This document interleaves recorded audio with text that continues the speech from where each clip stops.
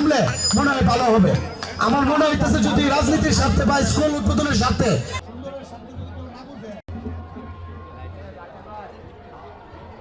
প্রিয় ভাইরা আমার, সামনে নির্বাচন। আপনারা ইতিমধ্যেই জানেন 1 মাস আগে চট্টগ্রামে বিএনপির মনোনীত প্রার্থীকে গুলি করা হয়েছিল। গতকালকে ওসমান হাদি গণতন্ত্র মঞ্চের একজন তরুণ তুর্কি, একজন তরুণ এবং তিনি ঢাকা ৮ আসন থেকে নির্বাচন করার ঘোষণা করেছেন স্বতন্ত্র প্রার্থী হিসেবে। তাকে খারাপভাবে মাথায় গুলি করে আইসিইউতে আছে তিনি এখন।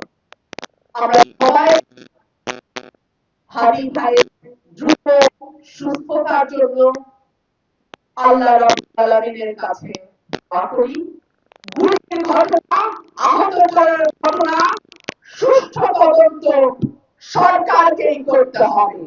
ইতিমধ্যে ফেসবুকে আমরা দেখেছি, আমরা বিশ্বাস করি সরকার যদি চায় এই ধরনের নৃশংস খুনি মাস্তান দুর্বৃত্তকে একদিন 24 ঘন্টার মধ্যেই ধরতে পারে। যারা বাংলাদেশে একটা গণতান্ত্রিক উত্তরণের পথে বাধা সৃষ্টি করতে চায়, যারা বাংলাদেশে একটা রাজনৈতিক সরকার আসার পথে বাধা তৈরি করতে চায়, বাংলাদেশের মানুষ একত্রিতভাবে তার দাঁত ভাঙা জবাব দেবে বলে আমরা বিশ্বাস করি।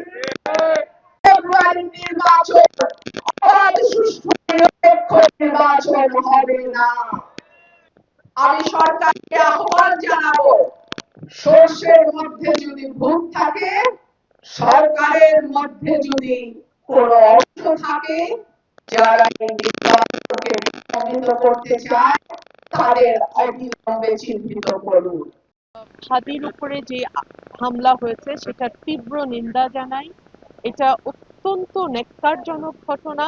আপনাদের মনে থাকবে নভেম্বরের শুরুতে বিএনপির চট্টগ্রাম থেকে একজন প্রার্থীর ওপরও কিন্তু এরকম গুলির হামলা হয়েছে।